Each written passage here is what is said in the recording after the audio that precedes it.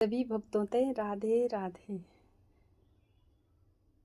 आजकल आप सभी लोग को ते पता बोलो कि कार्तिक स्नान चलणो सवेरी उठी ते 5 बजे हम मंदिर में पहुंच जाना।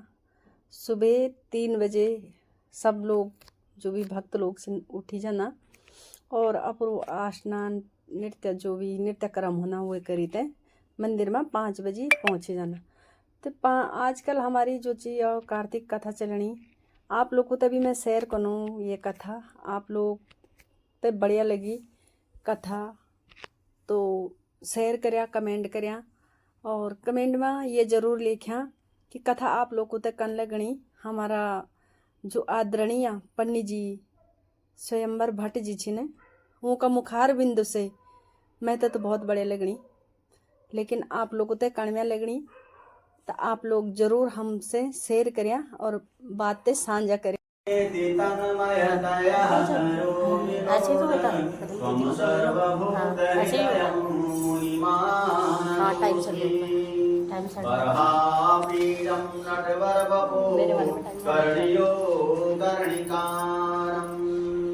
विप्रदवास कनक कविशं वैजयन्तीं शिमालां रन्ध्रान् वेणुरदर्शुदया पूरयन् गोपवृन्दे वृन्दारण्यं स्वपदरमणं प्राविशत गीतकीर्तिः वाणी गुणानुकथने श्रवणो कथायां हसोच कर्मसु मनस्तव पाद्रयोनः स्मृत्यां शिरस्तव निवास जगत् प्रणामे दृष्टिं सदां दर्शनेस्तु भवत्वनूनां नारायणं नमस्कृतं नरं चैव नरोत्तमं देवी सरस्वतीं व्यासं तथा जयमुदीरये कृष्णाय वासुदेवाय हरे परमात्मने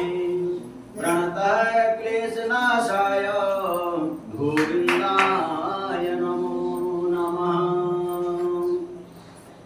कृष्णा प्रेममयी राधा राधा प्रेममयो हरे जीवनेन धनेन नित्यं राधा कृष्ण गतिर्मम कृष्णस्य द्रविणं राधा राधायां द्रविणं हरे जीवनेन धनेन नित्यं राधा कृष्ण गतिर्मम वृन्दावनेश्वरी राधा कृष्णा वृन्दावनेश्वरः जीवनेन धनेन नित्यं राधा कृष्ण गतिर्मम राधां कृष्ण स्वरूपां वै कृष्णं राधा स्वरूपिणः कलात्मानं निकुञ्जस्थं गुरुरूपं सदा भजे गुरुरूपं सदा भजे राधा साधनं यस्य राधा मंत्रो राधा मंत्रदात्री च राधा सर्वराधा जीवनमयस्य राधा राधा राधा वाच किं तस्य शेषं गुरु राधा रानी की जय। राधे तो मेरी स्वामिनी मैं राधे को जन्म जन्म मोहे दीजियो वृंदावन को जन्म जन्म मोहे दीजियो वृंदावन को राधा रानी की जय। कल दीप मालिका की विधि बताई कि दीपावली के दिन कैसे लक्ष्मी का आगमन होता है। सुख सौभाग्य की देवी लक्ष्मी जिन घरों में सदैव प्रकाश रहता है उन्हीं घरों में प्रवेश करती है। वो प्रकाश मन का भी होना चाहिए। दीपक से तो भाई अंधकार हम दूर करते हैं, ये सुनाया था, लेकिन अंतःकरण का जो प्रकाश है वो मन के दुख को दूर करता है। आज के अध्याय में कि नारद जी बोले कि कार्तिक मास की शुक्ल पक्ष की द्वितीया तिथि को सायंकाल यमराज का पूजन करना चाहिए। इस तिथि को यमुना में स्नान करने वाले व्यक्ति को यमलोक के दर्शन नहीं होते। कार्तिक मास की शुक्ल पक्ष की द्वितीया को यम और यमुना को एक साथ पूज करके अपने घर में पूजन कराएं और इस व्रत के कारण ही यमराज के सभी दास तथा नरकवासी संतुष्ट हुए थे। बाकी ब्राह्मण भी इसके प्रभाव से मुक्त हो गए थे। इस उपलक्ष्य में यमलोक में यज्ञ किया गया था तथा बड़े उत्सव मनाए गए थे। अतः तीनों लोकों में यम द्वितीया तभी से प्रसिद्ध है, जिसको भाई दूज कहते हैं। और हे राजन, यह तिथि भैया दूज के नाम से प्रसिद्ध है। इस दिन अपने घर में भोजन नहीं करना चाहिए। इस तिथि को बहन के हाथ का प्रेम पूर्वक दिया गया भोजन पुष्टिवर्धक होता है। भाई को उचित है कि वह भी विधि पूर्वक स्वर्ण अलंकार वस्त्र आदि से बहनों का सत्कार और पूजा करें। बहन के अभाव में गुरु कन्या को यह वस्तुएं देनी चाहिए। हे राजन, भाइयों की आयु बढ़ाने के लिए बहनों को 8 चिरंजीवों की प्रतिमा स्थापित करके उनकी पूजा करनी चाहिए। और प्रातः काल संध्या काल पूजा करते हुए बहन इस प्रकार कहें, हे मार्कंडेय जी, जिस प्रकार आप 7 कल्प तक जीवित रहते हैं, उसी प्रकार मेरी भाई भी दीर्घ जीवी बने रहें। अब ये कौन है अष्ट चिरंजीवी? मार्कंडेय, बलि, व्यास, हनुमान, विभीषण, कृपाचार्य, अश्वत्थामा तथा परशुराम। अश्वत्थामा बलिर्व्यासो हनुमानस्य विभीषण कृपा परशुरामस्य शक्ति व चिरंजीवी। ये चिरंजीवी हैं। इसीलिए तो जब बालक का जन्मदिन पूजन करते हैं तो इन अष्ट चिरंजीवियों का नाम जरूर निकालते हैं, जरूर इनका ध्यान करते हैं। तो ये 8 चिरंजीवी हैं। इन्हें गंध पुष्प अक्षत आदि से पूजित करें। फिर भाई को बुला करके घृत कुमकुम तथा अक्षत का तिलक करें। उस समय बहन इस मंत्र का उच्चारण करें कि जब तक चंद्रमा, सूर्य, आकाश, पृथ्वी, समुद्र, वेद, पुराण, तपस्या और सत्य पृथ्वी पर स्थित हैं, और जब तक ब्रह्मा, विष्णु, शिव, देवता, मुनि तथा धर्म पृथ्वी पर हैं, तब तक मेरा भाई अपनी संतानों सहित सुखपूर्वक रहे।